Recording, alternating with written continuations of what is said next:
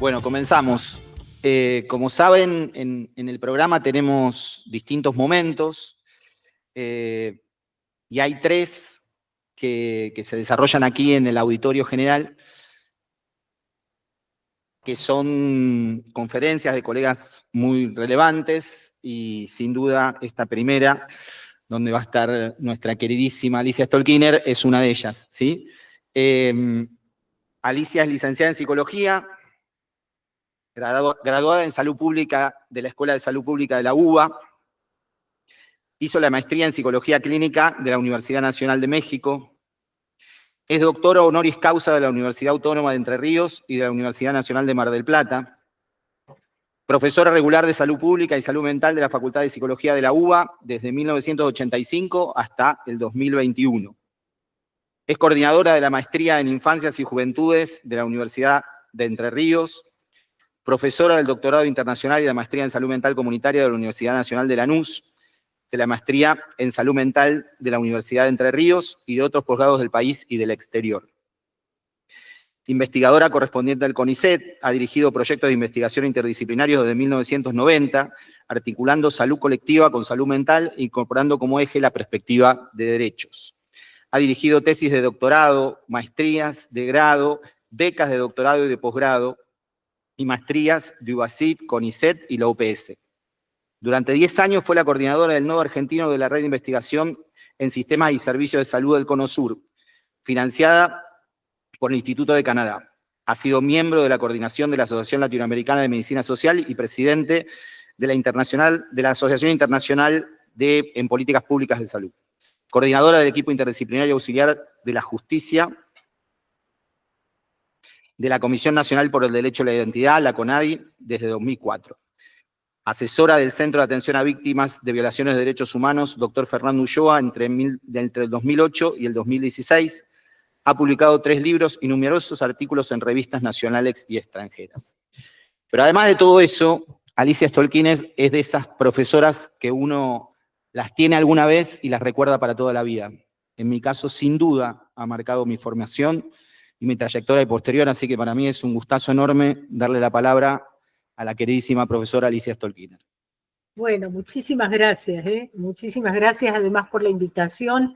Me complace mucho estar acá, me complace mucho la temática para discutir en este encuentro, lo que vi que van a trabajar en el programa, y lamento muchísimo que por distintas causas, la última ya fue una suspensión de vuelo, pero por distintas causas previamente no me es posible estar de manera presencial como lo tenía planeado. Es prácticamente el único viaje que tenía planeado en estos 5 meses y no lo pude hacer. Mientras estaba preparando la exposición y antes de poner el PowerPoint, que estaba revisando o tratando de revisar un poco y de pensar el desafío o los desafíos a los cuales nos enfrenta pensar nuestro campo disciplinar, la psicología, en estos momentos, ¿no? En momentos particularmente inciertos, en momentos de incertidumbre. Entonces decidí centrar la exposición en una serie de ejes que ustedes van a ver ahora. Primero voy a iniciar con un PowerPoint y después con una exposición, pero sé que es la primera conferencia, no solamente con una descripción general del escenario en el cual lo hacemos, sino por qué la importancia de pensar una psicología latinoamericana, que en realidad yo llamaría psicologías latinoamericanas, ¿no?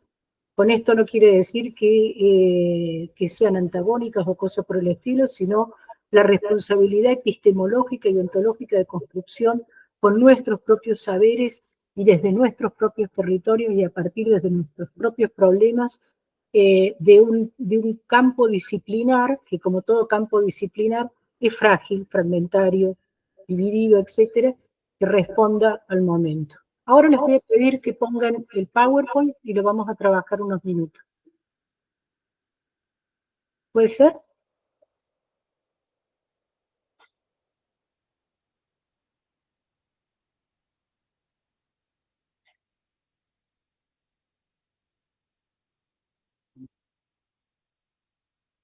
Desde la primera, por favor. Está desde el título.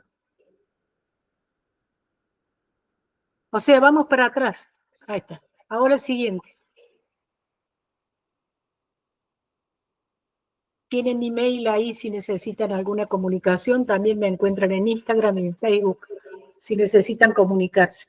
Ya podemos pasar a la siguiente. Esto que coloco acá como la vivencia es un texto de Freud, de una publicación de él que se llama Consideraciones sobre la guerra y la muerte, que yo lo pienso escrito en la segunda década del siglo XX y que podríamos repetir textualmente como vivencia actual en la tercera década del siglo XXI. Nos dice: arrastrados por el torbellino de esta época de guerra, solo unilateralmente informados, a distancia insuficiente de las grandes transformaciones que se han cumplido ya o comienzan a cumplirse, y sin un atisbo alguno del futuro que se está estructurando, andamos descaminados en la significación que atribuimos a las impresiones que nos agobian y en la valorización de los juicios que nos formamos. Él escribe esto en el contexto de una guerra que en ese momento se consideró mundial, pero que en realidad sucedió en el territorio de Europa, aunque implicaba ya el inicio de una transformación en un siglo tormentoso, que tuvo dos guerras de gran magnitud y finalizó con la aparición de una tecnología absolutamente nueva de destrucción, que fueron las bombas atómicas ejercitadas en Hiroshima y Nagasaki, y en ese mismo momento, además, rompiendo toda barrera en la guerra, entre enfrentamiento de ejércitos y destrucción de población civil, que si bien siempre había sido así, lo fue de una manera particular. Y al final de ese periodo es que se produce además una distribución del mundo, una distribución de poder, una distribución política y económica del mundo. A partir de la Segunda Guerra, la frase es que Churchill, Stalin y Roosevelt se dividieron el mundo entre un puro y un vaso de whisky. Una división del mundo que además se estructura como mundo bipolar, siempre pendiente de la amenaza atómica, con dominaciones de distintos tipos. Esta organización, que además incluye Naciones Unidas, determinados modelos de Estado en Occidente, etcétera, comienza a derrumbarse desde la crisis de los 70, se torna unipolar con la caída del bloque socialista en el 89, o sea, a finales del siglo pasado, ¿no es cierto? Y está absolutamente en tensión ahora. Vamos a la próxima. Me olvidé decir una cosa. En ese mismo momento, cuando Freud escribe esto, además de que tiene un nieto en la guerra, tiene una hija que ha muerto de una gran epidemia, después que queda casi olvidada, que es la epidemia de gripe española, ¿no? Para terminar de producir similitudes, ¿no? ¿Pasamos a la próxima? Entonces estamos en una época de incertezas. Yo suelo decir, todo lo que yo diga, todo lo que pensemos, todo lo que hablemos, está basado en una impresionante incerteza. Ahora, no está mal que exista la incerteza. Cuando digo la palabra incerteza significa la ausencia de una convicción absoluta. Nosotros tenemos herramientas teóricas, tenemos conocimientos, tenemos pensamientos, tenemos nociones, y estos sabemos que son frágiles, que son discutibles, que están en revisión, que de alguna manera se está conmoviendo nuestra forma de comprensión del mundo, retransformando nuestra forma de comprensión del mundo. Pero esto no significa dejar de actuar. Uno de los principios básicos que nos han enseñado desde el punto del racionalismo occidental es que primero se piensa y luego se actúa. Ya Piaget nos enseñó que el pensamiento, que el conocimiento, el sujeto y el objeto del conocimiento se configuran en la acción. O sea que el conocimiento en sí mismo requiere la acción. Y esta acción hay que hacerla con las herramientas que tenemos e ir construyendo en esa misma acción la reflexión que nos vaya proveyendo la revisión crítica de estas herramientas. Dice Boaventura de Sousa Santos: perdimos la confianza epistemológica. Se instaló en nosotros una sensación de pérdida irreparable, tanto más extraña cuanto no sabemos con certeza qué es lo que estamos por perder. Vamos a la próxima.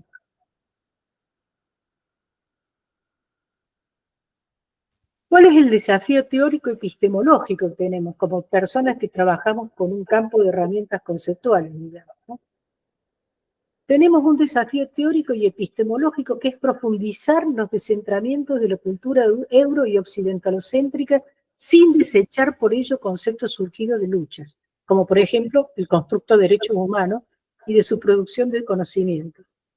También tenemos que descentrarnos del androcentrismo, de esta tradición cultural patriarcal que coloca como modelo de persona al varón adulto humano, digamos, del antropocentrismo y un cuestionamiento muy serio considerar a este planteo moderno de que el hombre es una especie que está por encima de la naturaleza. Acá les voy a hacer una aclaración. Vengo revisando mucho etología, vengo revisando mucho sobre conductas animales, sobre especies. Hubo alguna vez un joven intelectual que si no hubiera muerto tan joven, lamentablemente, y como consecuencia de un tiempo de secuestro durante la dictadura, secuelas físicas, hubiera desarrollado más su teoría, pero este joven intelectual planteaba que la especie humana era una especie fugada, que en cuanto tal, lamento no poder citar un texto, porque todo esto fueron diálogos, ¿no? Que las especies fugadas son especies que rompen su equilibrio con el ambiente, con su hábitat, y que todas las especies que se fugaron tarde o temprano se extinguieron, con lo cual aparece también esta sombra que recorre esta época y que no tiene menos de 300 años, que es la idea de la extinción de la especie, digamos. Pero por lo cierto, lo que voy a plantear inicialmente es que sí somos una especie y que si bien esta especie tiene una especie de fuga, una particular fuga con respecto, lo que podríamos decir, a su origen instintivo, tal como está marcado en otras especies, hay una característica, sin embargo, de la especie humana que podríamos decir es de lo universal que queda. Es una especie gregaria. No somos una especie de animales solitarios, digamos, somos una especie gregaria. Y en cuanto tal, en cuanto a especie gregaria, enfrentamos hoy uno de los desafíos más impresionantes de la lucha, digamos, de un tipo o propuesta cultural contra la naturaleza, que es el desafío directo al gregarismo, o sea, a la construcción de lo común, a la construcción de lo colectivo, poniendo por encima de eso un modelo de subjetividad que sería la subjetividad del individuo, siempre en contraste, siempre en conflicto, siempre en competencia con los otros, o siempre en utilización o objetivación de los otros. Entonces, se trata de revisar todos estos dualismos y centramientos que hacen, sin embargo, en cuanto tales, se transforman en encubridores de desigualdades, ¿no? Una frase de Ana Fernández, ¿no? ¿En qué momento la diferencia se transforma en desigualdad? Establecer diálogos y finalmente, el otro desafío teórico epistemológico es establecer diálogos interculturales que produzcan enlaces entre pueblos que defienden básicamente la vida cuando se tiende a subordinarla a la ganancia y a la concentración de la riqueza. De esto vamos a hablar un poco más largamente, pero también es un tema que para trabajar, tanto en el terreno de derechos humanos como en el terreno en general, que la posibilidad que nos ha abierto esta época de contacto, es una posibilidad que le abre una tecnología que tendríamos que revisar críticamente, pero que a la vez es una herramienta y que nos permite acceder a pensamientos, a debates, etcétera, de otros pueblos que no son estrictamente los pueblos que han producido la cultura hegemónica que nosotros tenemos en revisión. Y entonces crear una psicología latinoamericana, pensar en psicologías latinoamericanas, de ninguna manera significa desechar diálogos interculturales con otros pueblos que también quizás han atravesado o están atravesando la necesidad de producir su propio conocimiento, o mejor dicho, en muchas ocasiones, de rescatar y de revalorizar este propio conocimiento. Vamos a la próxima. Esto se los muestro para que vean cómo nosotros tenemos incorporadas las cosas y cómo fue el mundo. Yo voy a tratar de usar un cursor que ustedes no sé si ven acá. Pero si ustedes señalan este pequeño espacio que está arriba de África, eso es Europa. Es realmente un espacio muy pequeño, ¿no es cierto? En el medio ha quedado el Atlántico, por lo tanto nosotros hemos quedado al oeste, y China, Rusia, etcétera, ha quedado al este, y por eso le decimos oriente. Y esta idea de Europa en el centro del mundo, con Inglaterra como país, como podríamos decir el país que guiaba, o fue guiando todo lo que fue la revolución industrial, la construcción de las nuevas formas, de las nuevas revoluciones tecnológicas, pero que por detrás inauguró España cuando conquistó América, y comenzó la expansión europea por la vía de la conquista, extendiéndose prácticamente el total del mundo. Esto que nosotros vemos ahí y que quizás algunos estudiaron en el colegio, pasa a partir de la Segunda Guerra Mundial a ser el siguiente. Veamos el siguiente.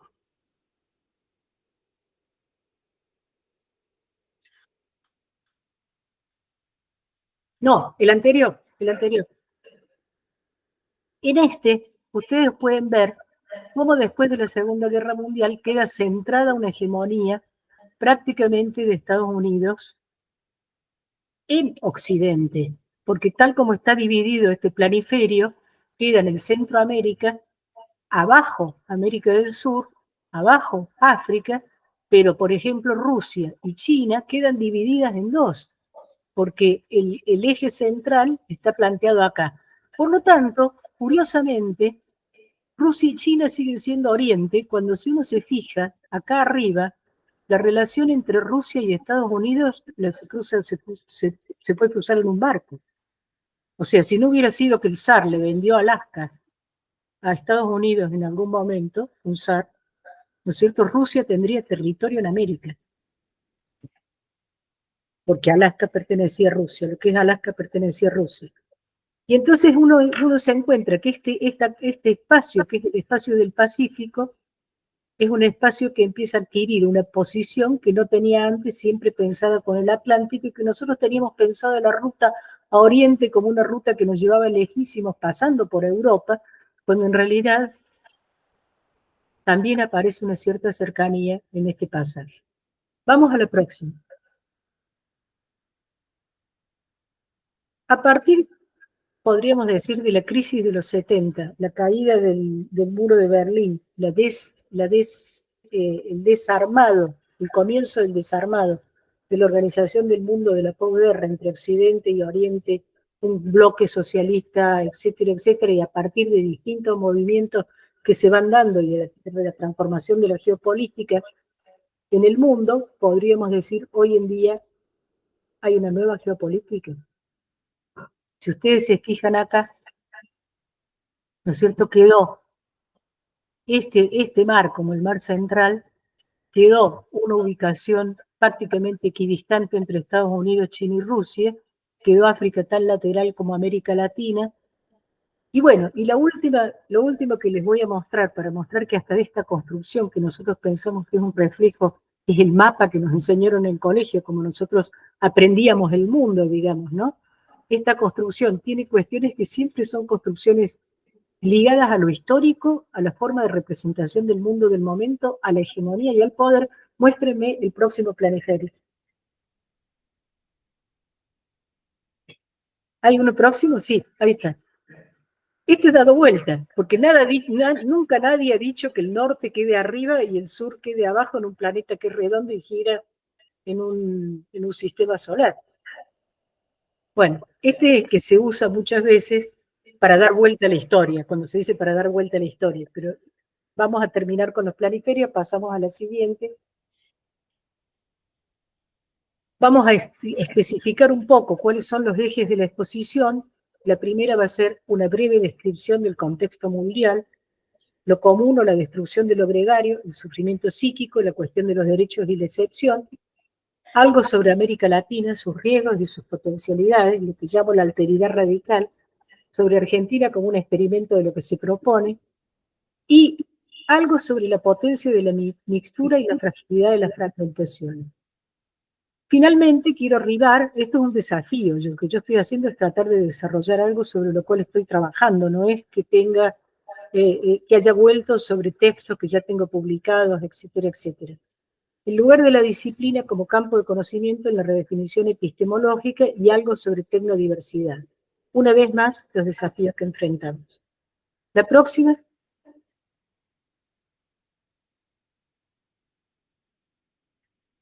acá quiero plantear una diferencia de términos, ¿no? Cuando yo hablo de lo común, de lo comunitario, etcétera, no hablo de que sea homogéneo. ¿Mm?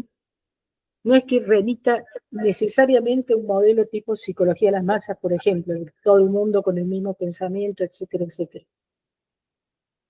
Sino que lo común ya implica la alteridad.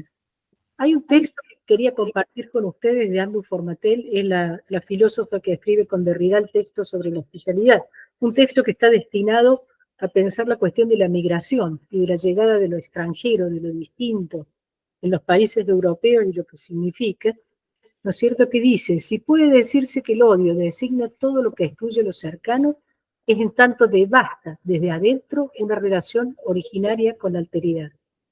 Desarrollar las psicologías latinoamericanas no significa crear una escuela uniforme, sino una corriente que abone el caudal de las acciones, prácticas y movimientos que luchan por la vida. Hemos terminado con el PowerPoint, vamos a iniciar la parte de exposición. Lo pueden sacar.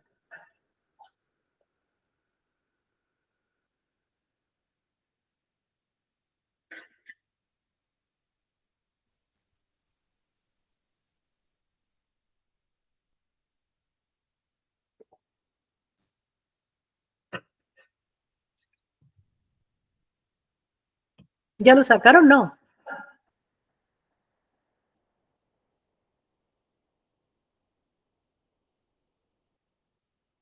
Ahí está. Bueno, antes que nada voy a hacer como una breve síntesis, una breve descripción, probablemente cuestionable, pueden interrumpir, preguntar o lo que fuese, sobre el contexto mundial actual, que nos muestra una concentración inédita de la riqueza socialmente producida en cada vez menos manos. Tenía las cifras ahí, pero no las quise poner en el PowerPoint, de cómo fue la ganancia extraordinaria de algunas empresas, entre ellas las farmacéuticas y la de alimentación, durante el año 2020, 2021 y 2022. Parece mentira que mientras el mundo se sumía en una pandemia, hubo quienes utilizaron, ahí está, se me había corrido la imagen, quienes utilizaron, aprovecharon, por decirlo de alguna manera, el hecho de que la pandemia era como una especie de me voy a sacar el auricular. ¿Me escuchan bien? Porque voy a sacar el auricular porque me hace eco. Sí, sí, se escucha bien. Perfecto. Hubo quienes aprovecharon este periodo donde un acontecimiento, como yo suelo decir con respecto a la pandemia, un acontecimiento absolutamente catastrófico precipitó el desequilibrio de un sistema que ya estaba en altísimo nivel de inestabilidad, que era la economía mundo capitalista, digamos, ¿no? Y en esa precipitación, ¿no es cierto?, hubo ganadores y perdedores. Y esa precipitación se continuó luego con la situación de guerra, que ya venía, por cierto, la Pax Americana del siglo XX duró 20 días, digamos, y se precipitó también con una serie de daños ecológicos visibles ya producidos en la naturaleza que están alterando también las condiciones de vida de importantes poblaciones. Caso Argentina, la sequía que vivimos el año pasado, y podría decir en este momento lo que está padeciendo España, etcétera, ¿no? Podría poner ejemplo, por ejemplo, en distintos lugares, incluyendo los Estados Unidos.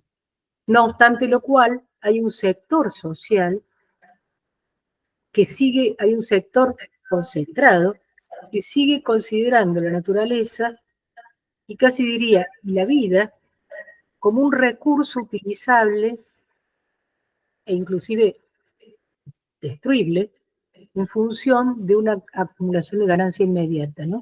Es muy impresionante porque parece una película distópica, que en realidad hay gente que está pensando que hay que empezar ya de un modelo que no se trata de encontrar un continente, sino de encontrar otro planeta y emigrar a otros planetas. Eso que uno ve en películas de ciencia ficción, recuerden siempre que la única ciencia que ha predicho el futuro es la ciencia ficción. Entonces, hay un consecuente, esta concentración inédita de la riqueza socialmente producida en cada vez menos manos se acompaña cada vez más poderosas además, y un consecuente deterioro de las formas democráticas sometidas por los poderes corporativos. El reordenamiento en conflicto de la geopolítica diseñada a partir de la mitad del siglo pasado y sus distribuciones económicas y de poder que redundan en un escenario de guerra en el borde de Europa y Medio Oriente.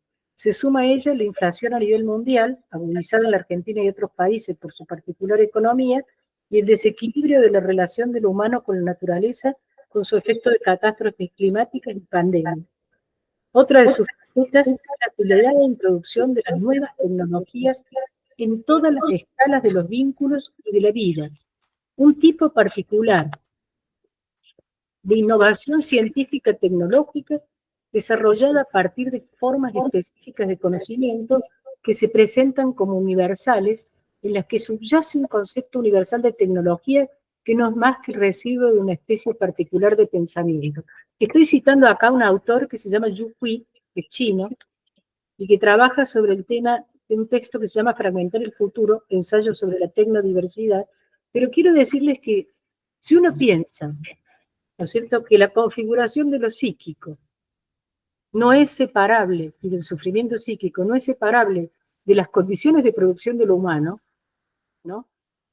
Para una persona de mi generación, el paso, la entrada en esto que algunos llaman la cuarta revolución tecnológica, a mí me permite revisar cómo han sido transformadas todas las formas de la vida cotidiana con la incorporación de estas tecnologías que están ya como parte permanente de nuestra cotidianeidad, en los diálogos, en los vínculos, en el vínculo con los otros, en la relación con nuestros propios hijos.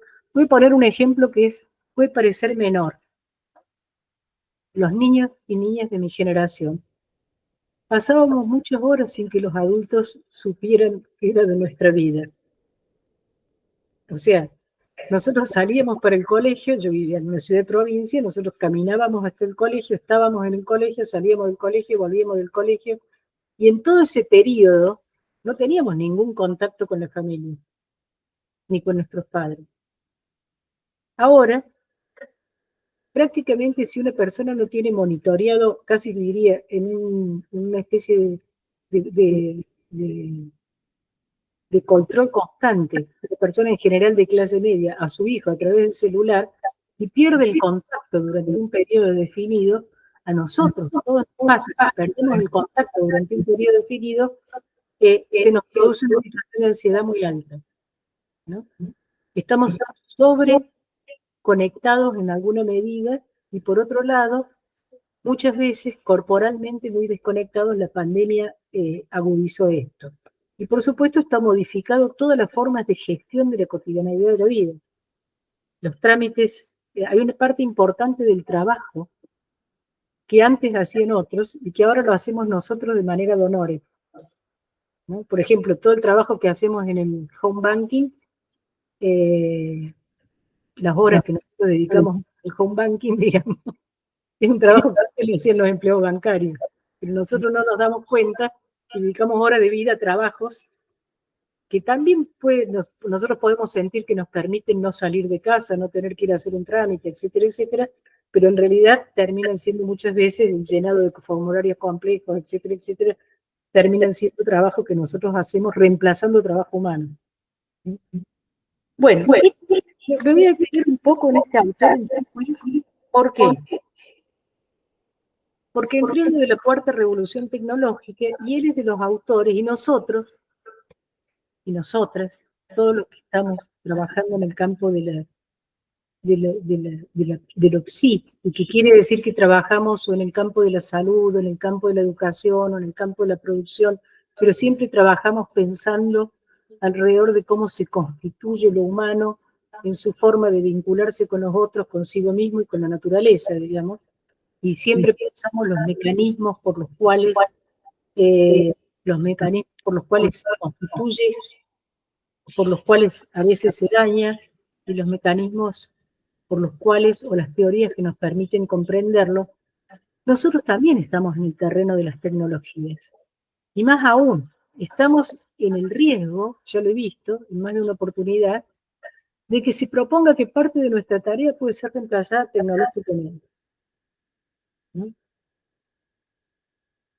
Hace muchos años, yo suelo comentar esto, hace muchos años a mí alguien me mandó, de Estados Unidos me mandó un CD, todavía es un CD, con un programa de terapia en computadora, que el programa se llamaba ELISA. ¿Mm?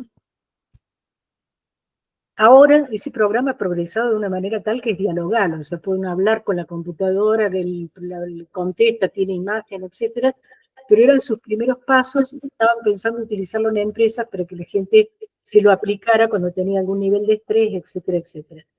El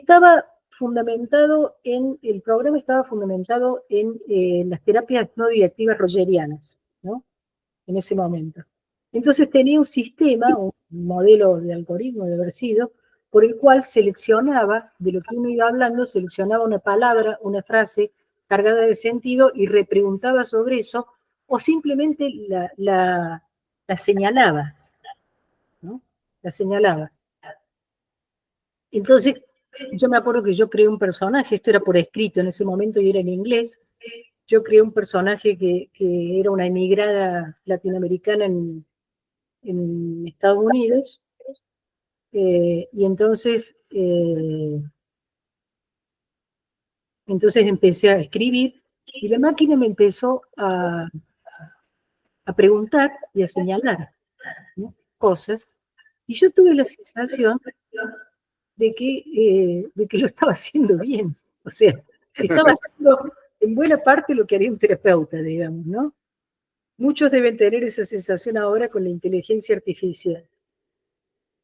Y en algún momento yo me empecé a enojar con la máquina, ahí viene lo emocional, y entonces le pongo una frase en mayúscula, ¿no? Y entonces, como la pongo en mayúscula, me dice, ¿te enojó? Y entonces yo le digo, sí. Y me dice, ¿por qué? ¿Cuál es el origen de su enojo? Y entonces yo lo pienso y le quiero escribir en inglés, porque yo odio el mundo moderno.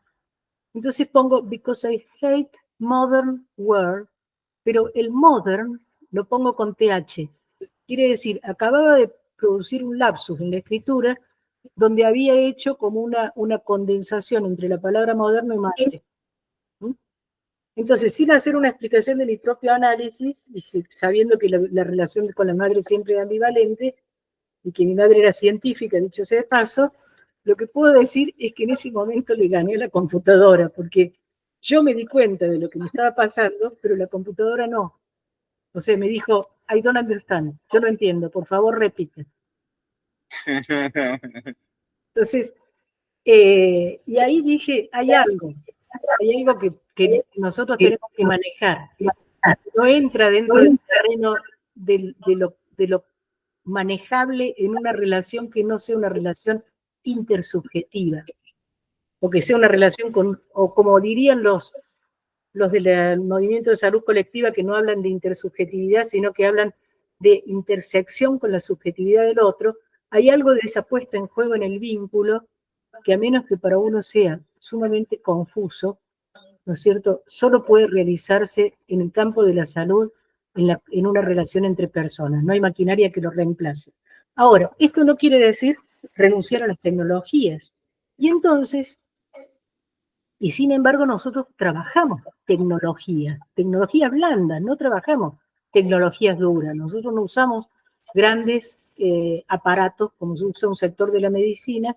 Probablemente utilizamos una tecnología blanda, que es el lenguaje, nuestra propia subjetividad, el cuerpo, pero el lenguaje no es una tecnología blanda, pero como lo acabo de mostrar, no es una tecnología ingenua, y no es una tecnología sencilla, y alrededor del lenguaje, que es un fenómeno agresivo, estamos perdiendo palabras del lenguaje, dicho sea de paso, alrededor del lenguaje es que quizás nosotros tenemos que revisar la cuestión de las tecnologías. Este autor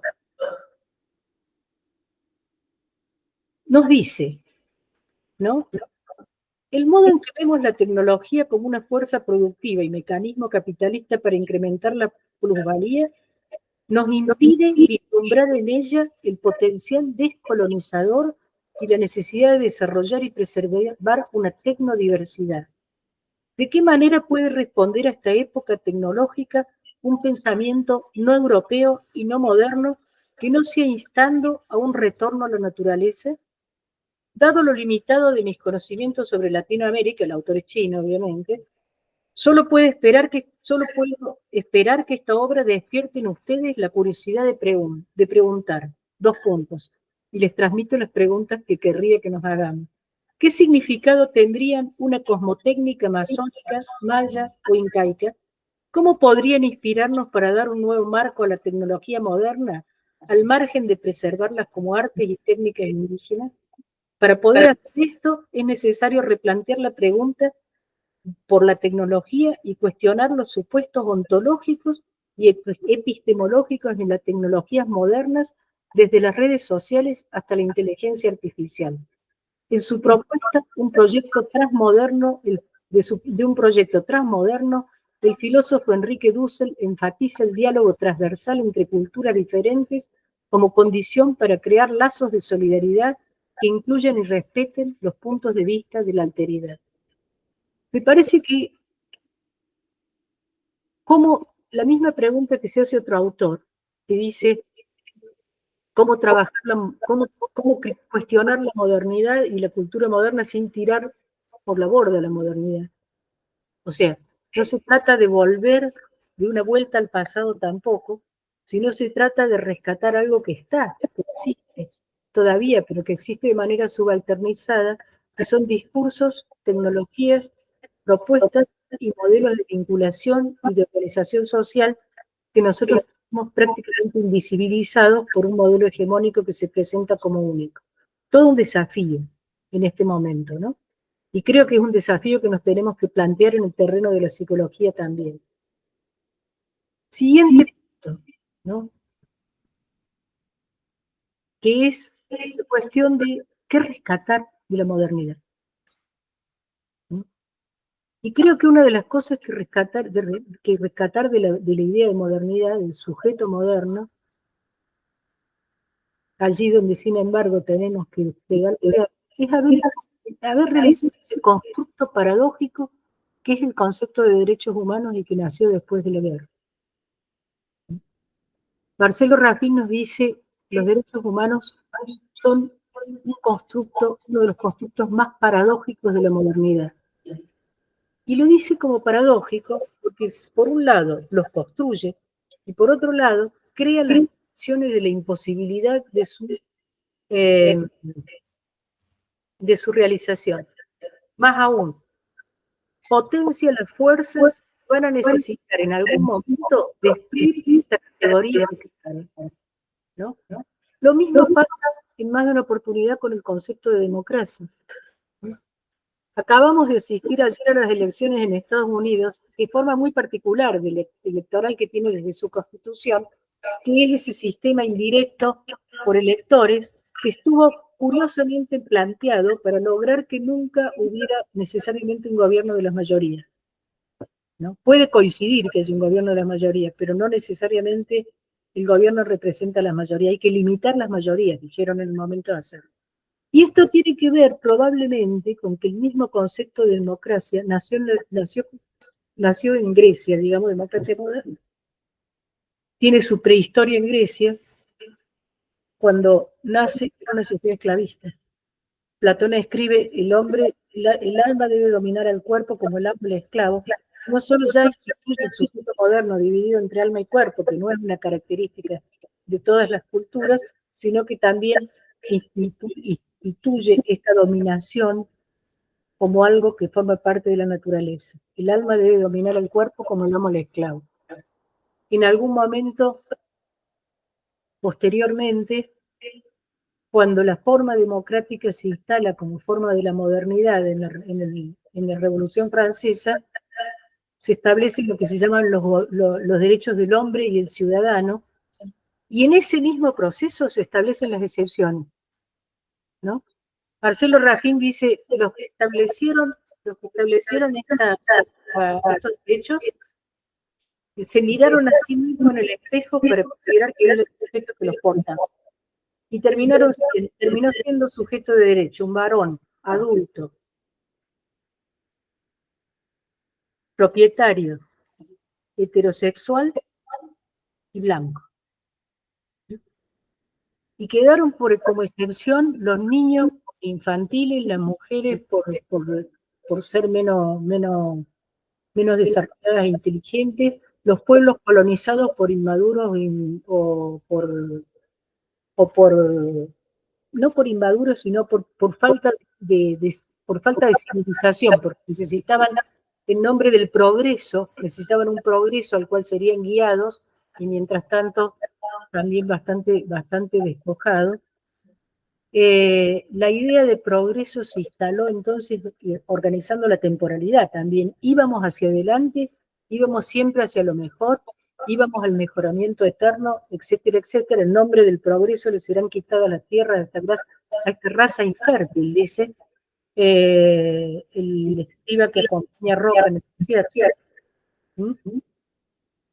Y se construye un paquete ahí, ¿no? Que propuso estas excepciones, entre ellas también las personas con padecimiento mental, los así llamados locos, para los cuales se genera una institución particular, se van generando entonces instituciones particulares, algunas de las cuales son instituciones de encierro de tutela, para todas aquellas personas que quedan por fuera del ejercicio pleno de derechos. ¿Por qué lo traigo a colación? Porque fue necesario mucho para que además aparecieran otro tipo de derechos sociales, no los derechos civiles y políticos individuales, esa primera generación de derechos, que pensados en contra de las monarquías eran básicamente derechos de las personas contra el Estado, ¿no? Hablaban de la libertad en términos de que el Estado no se interponga en mi decisión religiosa, en mi creencia, en mi capacidad, etcétera, etcétera. Hablaban de libertad en términos de libertad individual y en general derechos que el Estado garantizaba de manera negativa por la vía de garantizar mi propiedad sobre mis bienes si los tenía. Si no los tenía, problema mío. O sea, me garantizaba el derecho de vida si yo podía mantener mi vida. Si no la podía mantener, era otro problema. Quiere decir, la garantizaba por la vía de evitar que me fuera quitada, ¿no? Y básicamente el Estado pensado como el garante del contrato para el funcionamiento de la libre competencia que nos llevaría al infinito y algo más, digamos. Este modelo dio lugar luego a que hubiera, sin embargo, demandas. Hay un texto de Freud que dice que hay dos formas de transformación de la ley. Una, cuando la infringen aquellos mismos que la delimitaron, porque le ponen demasiados límites, y otra es cuando esta ley que es para algunos, y produce en otros el deseo de avanzar para también sujetos de esa ley. El sufragismo en las mujeres, por ejemplo, ¿no? Los derechos de las personas afrodescendientes en Estados Unidos, etcétera, etcétera. Entonces, ahí aparecen una serie de categorías donde la idea es que hay una responsabilidad social para garantizar estos derechos básicos para el conjunto de las personas, que no es lo mismo que decir que los ciudadanos, ¿no? Todo esto está en revisión ahora, ¿no es cierto? Para poder avanzar de alguna manera. Estos modelos de altísimo nivel de concentración van a pasar ostensiblemente por encima de estos mismos postulados en nombre de los cuales inclusive han iniciado guerras, ¿no? Y que por supuesto siempre han hecho distinciones acerca de quiénes los violan y quiénes no los violan. ¿En qué nos toca a nosotros en el campo de América Latina? En el lugar que ocupemos dentro de esta situación, porque si ustedes me preguntan, este periodo no es los 90, o sea, el periodo de la globalización ya terminó, los países centrales van a entrar en una pugna muy importante por la concentración y no solo el comercio, sino por el acceso a los bienes naturales de los países periféricos, y en esta batalla se nos juega probablemente la construcción de futuro para muchos países. Ahora, ¿de qué se trata lo otro? ¿Y quiénes somos? Y ahí voy a cerrar con lo de la alteridad, ¿no? Cuando uno habla de derechos, vuelve inicialmente la frase, mis derechos son los derechos del otro, la frase, mis derechos terminan donde empiezan los derechos del otro. Hay un autor, Terry Eagleton, que dice que esta frase es el origen del terror, porque si mis derechos, mis posibilidades de expansión, si lo humano solo reconoce una expansión externa, ¿no es cierto? Entonces, cuanto menos otros haya, mejor. O sea, cuando menos otros reconocidos como tales haya, que limitan esta expansión que solo puede ser frenada desde lo externo. En cambio, autores que piensan desde el terreno de Levinas nos plantean, o de la otredad, o de la alteridad, nos dicen, mis derechos son los derechos del otro y míos en cuanto yo soy el otro de ti. Entonces, aquello que yo tengo como cubierto, pero sí no es así, y es un derecho, y no aparece en el conjunto, entonces se transforma en un privilegio, y es una condición básica de violencia. Bueno, no querría terminar sin dejar abierto la posibilidad de diálogo, o sea que voy a ir cerrando, para decir que he partido del cuestionamiento epistemológico para proponer que cuando nosotros pensemos las psicologías hoy en día, las pensemos en términos de cómo crear una tecnodiversidad que recupere, así como nos pregunta este autor, recupere conocimientos, no solamente conocimientos que pueden ser propios de poblaciones originarias, sino que también conocimientos producidos en la acción de determinados movimientos sociales. Hace muchos años, en Colombia, dije que América Latina no es Occidente. Nosotros no somos Occidente. Y además tenemos una característica que es quizás hemos sido muy tempranamente un espacio definitivo de alteridad, pero de alteridad producida por historias que vienen, por decirlo de alguna manera, venimos del dolor, ¿no? En esta América Latina se constituyó con pueblos que fueron sometidos, se constituyó con pueblos que llegaban de distintos lugares del mundo, particularmente de Europa, huyendo de pogroms, huyendo de genocidios, huyendo de guerras, huyendo del hambre. Y con una población que llegó en los barcos, pero encadenada, que es los 8 millones de esclavos que se trajeron del África y que constituyen ya también parte de la cultura de este continente. Y en esta confluencia tan particular, podemos encontrar una articulación de diálogos, de historias, de culturas y de diversidades que nos garantice evitar quizás el riesgo más grande que tenemos en esta época, que es la fragmentación. O sea, que es fragmentar los conocimientos, no intercambiarlos entre ellos, fragmentar los saberes, no intercambiarlos entre ellos, construir un otro que es una alteridad que se me despierta, se me presenta como inaceptable.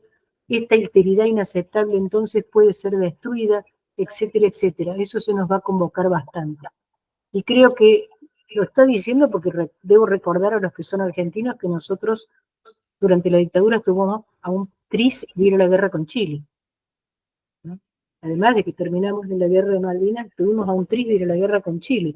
No hay nada que justifique una guerra entre dos pueblos como la Argentina y Chile, cuya diferencia fronteriza no es podría decir otra cosa que un producto de azares históricos en los procesos de independencia. Pero volviendo a lo que estaba diciendo, creo que nosotros, además voy a decir lo último, somos una profesión de distintos campos, pero somos una profesión que atraviesa un terreno educativo que también está en conflicto, que es el terreno de la formación universitaria, ¿no? y que atraviesa también el desafío de ser una profesión de las que se piensan podrían desaparecer por otras tecnologías. Entonces, defendamos nuestra práctica, profundicemos nuestros conocimientos. Creo que hay una generación joven que está desafiada a inventar y a innovar mucho más allá de lo que nosotros hemos podido hacer en nuestra generación. Y bueno, espero que sea un congreso muy provechoso. Voy a abrir el espacio para preguntas o diálogos. Muchas gracias. Pero, ¿tenemos un minuto? Muchísimas gracias, Alicia. Excelente y va en línea con lo que se propone el encuentro. Tenemos muy poquito tiempo. Si alguien quiere hacer alguna pregunta, Alicia, es ahora.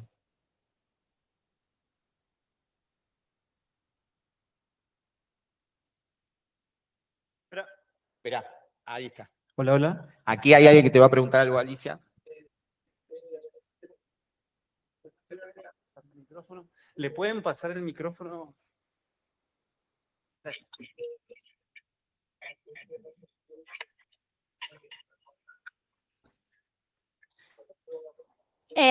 Bueno, primero que nada, agradecer de verdad que se haya dado tiempo para poder tener esta reunión con nosotros. Estoy muy contenta de haber escuchado la explicación, explica muy bien. Con esto de que ha participado en tantos, no sé, las tesis, todas las cosas que usted ha hecho, ¿cuál es el campo que más le ha llamado la atención de la psicología? ¿Qué es lo que más le ha gustado a usted de todo lo que ha estudiado?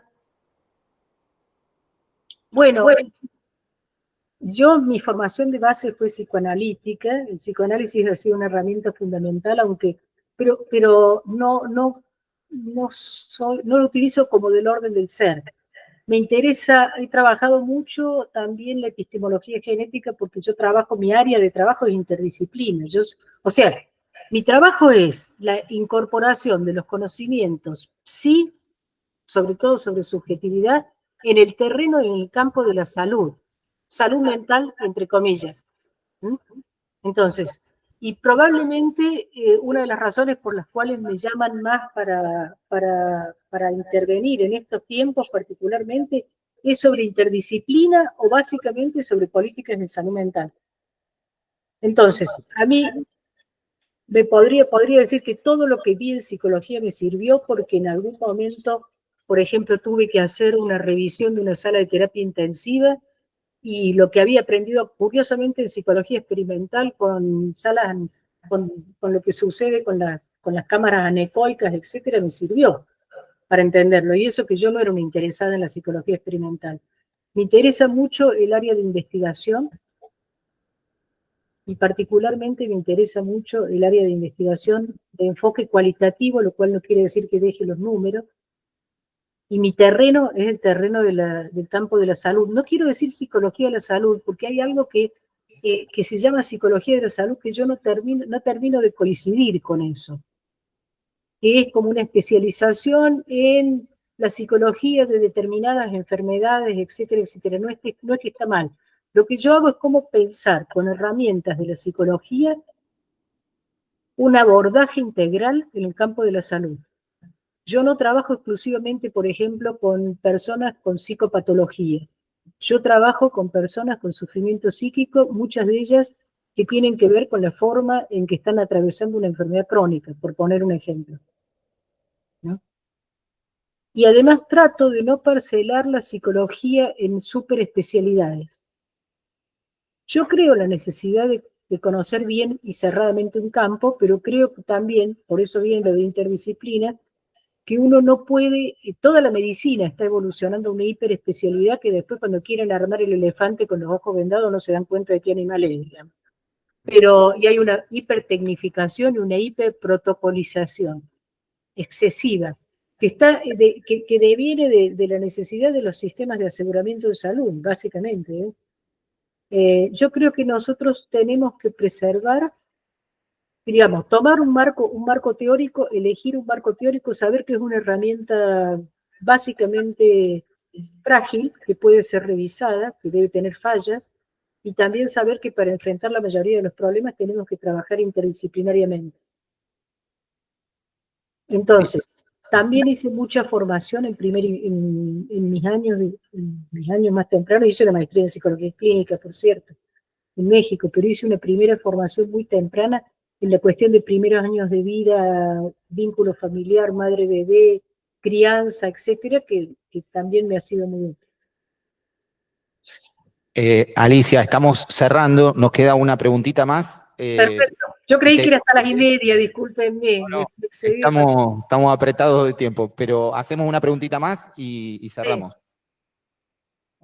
Olá, sou Luciana Franco, sou de Brasil. Queria perguntar-te porque dijiste que somos uma profissão que pode ser substituída por la tecnologia.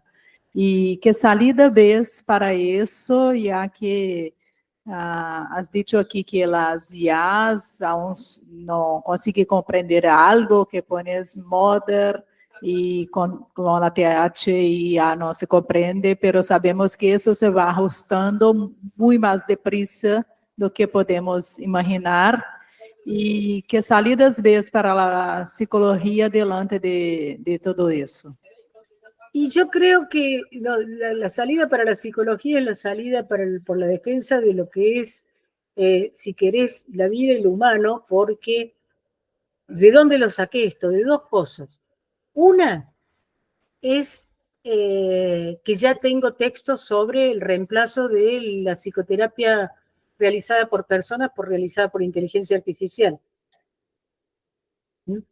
Por eso di el ejemplo de como un prototipo viejísimo de inteligencia artificial, de utilización terapéutica, o sea, un futuro en el cual, el otro día lo estaba leyendo, lo que están proponiendo es la creación de un diseño dentro de la inteligencia artificial que a vos te permita dialogar, tener las respuestas, que te dé las indicaciones adecuadas, que controle lo mismo, etcétera, etcétera, con modelos terapéuticos, por ejemplo. Y supongo que lo mismo debe pasar para psicología aplicada a las empresas, para selección de personal y para todo el campo de distintas aplicaciones que tiene la psicología, incluyendo la parte jurídica, etcétera, y reemplazando, ¿no? Hay una especie como de distopía en eso. Yo creo que es excesivo, pero está exagerado, pero puede ser. Y lo segundo es que, por otro lado, están apareciendo los microchips. O sea, están apareciendo ya hay microchips que se aplican dentro del cerebro para modificar determinadas patologías. Por ejemplo, la depresión profunda. La aplicación de intervenciones directas en el cerebro, digamos. Entonces, ¿cuál es nuestra posibilidad de, y esto no creo que sea en lo inmediato, pero ¿cuál es nuestra posibilidad? Nuestra posibilidad es seguir, como en todo el campo de la salud, seguir sosteniendo cuidadosamente la idea, voy a citar un autor brasileño, del trabajo en salud como trabajo vivo, por un lado, y segundo, seguir sosteniendo cuidadosamente la idea de que no es posible borrar la intersección con la subjetividad del otro y la gregariedad de lo humano de las prácticas de producción y reproducción social. Es más o menos. Ahora, ¿cómo eso se juega y cómo lo vamos a lograr o no lograr? Esto no depende exclusivamente del terreno de la psicología.